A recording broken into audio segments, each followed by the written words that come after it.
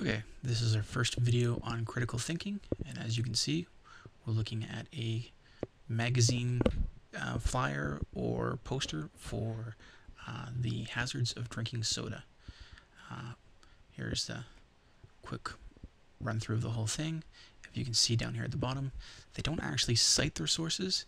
Instead, they simply leave you with a ridiculous number of websites to go and, I guess, attempt to find the information that they used and culled for this piece, which is pretty useless and gives you an indicator of how bad things are going to get.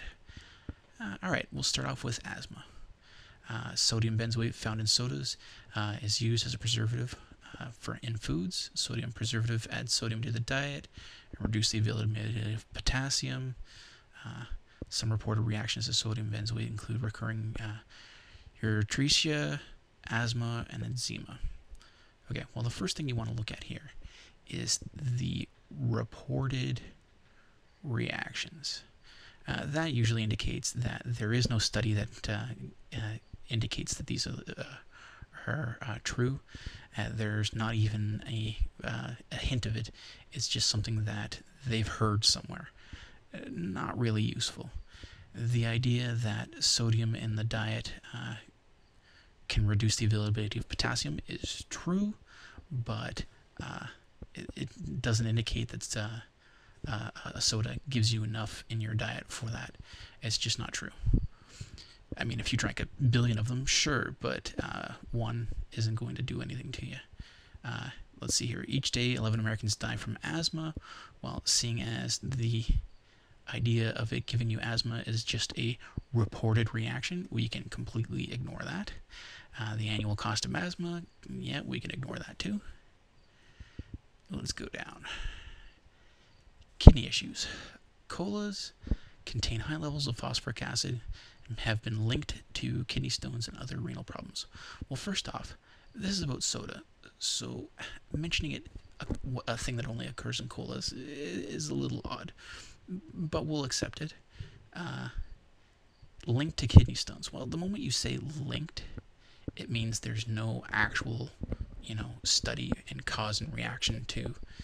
It just means that someone has noticed something. So, I mean, it's not really all that useful. Kidney stones, if you are, okay, well, sure, you can have more kidney stones, are more likely to have kidney stones if those things are true, but we haven't determined that soda, or even really cola, causes kidney stones, an increase in potassium in the first place. Or phosphoric acid, rather. Alright, sugar overload. 20 minutes after drinking a soda, your blood sugar spikes, causing your insulin burst. Your liver responds by, okay, well, all of that is true. I don't think anyone's pretending that a sugary soda isn't going to be fattening. I mean, that's just a given. 40 minutes later, caffeine absorption is complete. Your pupils dilate, your blood pressure rises. As a response, your liver dumps more sugar into your bloodstream. The adenosine receptors in your brain are now blocked, preventing drowsiness. Alright. Yeah, that's why we drink caffeine. Not really. I mean, unless you have a caffeinated soda. That's not true anyways. But, I mean, that's why people drink caffeine. 45 minutes later, your body ups its dopamine production, stimulating the pleasure centers of the brain. This is physically the same as the way heroin works, by the way. By the way, that's also the way sex works, and roller coasters, and all sorts of other things. That's just stupid. Alright, obesity. The relationship between soft drink consumption and body weight is so strong that researchers calculate that with each additional soda that's consumed, the risk of obesity is increased 1.6 times. Alright, the first thing that's wrong with this is that it doesn't give you a time frame. Is that per day, per week, ever?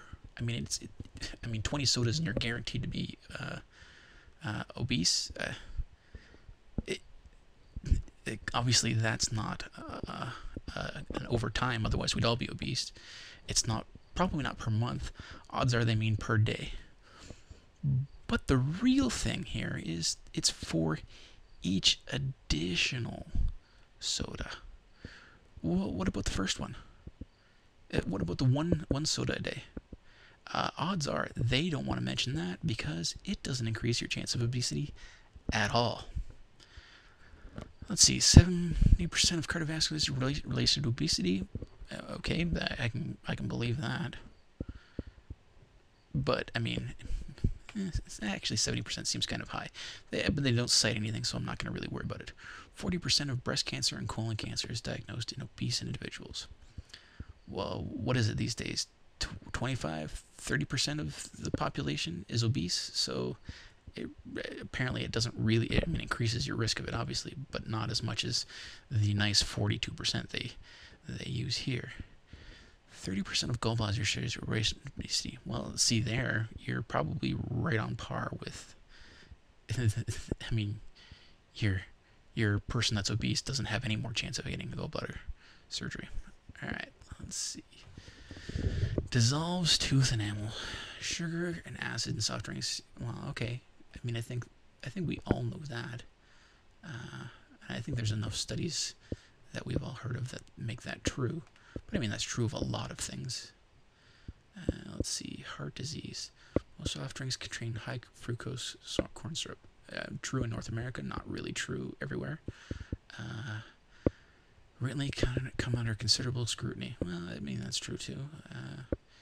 Has been associated with increased risk of metabolic syndrome. Condition associated with elevated risk of both diabetes and heart disease. Alright. Doesn't give us percentages of increase or anything else, which sort of makes me question it and really kind of makes this irrelevant because if, 95% of people that have heart disease aren't related to drinking corn syrup, then you know what I'm saying. It's dumb. Reproductive issues. Soft drink cans are coated with a resin that contains BPA. Oh, BPA, yeah.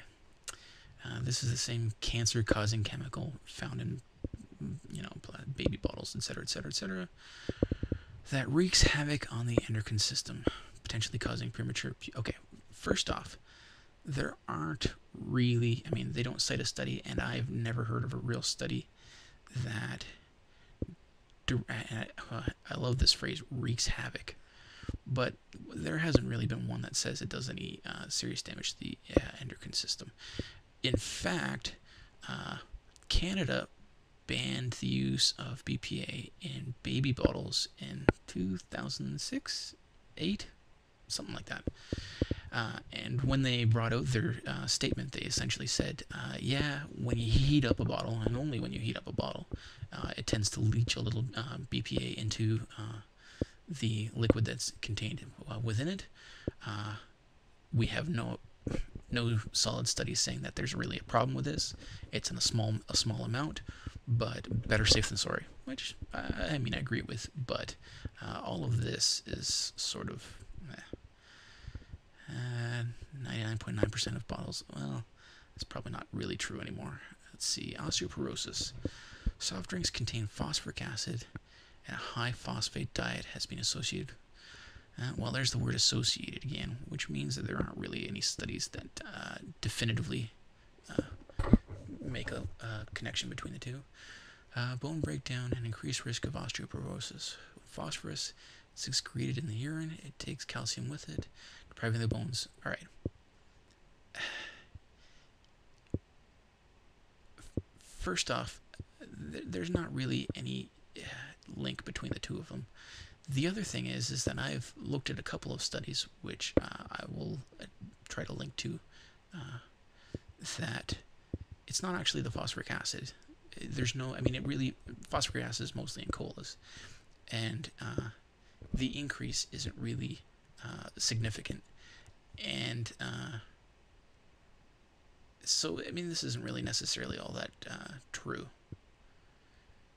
And it even says right here, a high phosphate diet has been associated with. You're not even saying that. One, even 2 colas a day, does that constitute a high phosphate diet? How many colas in a day do you have to drink before you're really having a high phosphate diet?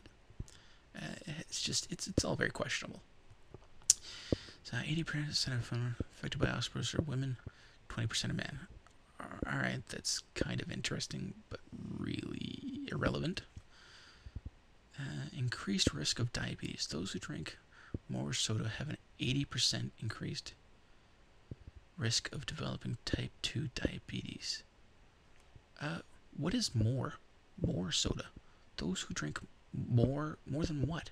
More than 10 a day? More than 1 a day? More than any? I mean, you're giving a statistic without any basis for. I mean, you can literally ignore that too. All right. Approximately 1 in 10 healthcare dollars is spent on diabetes. All right.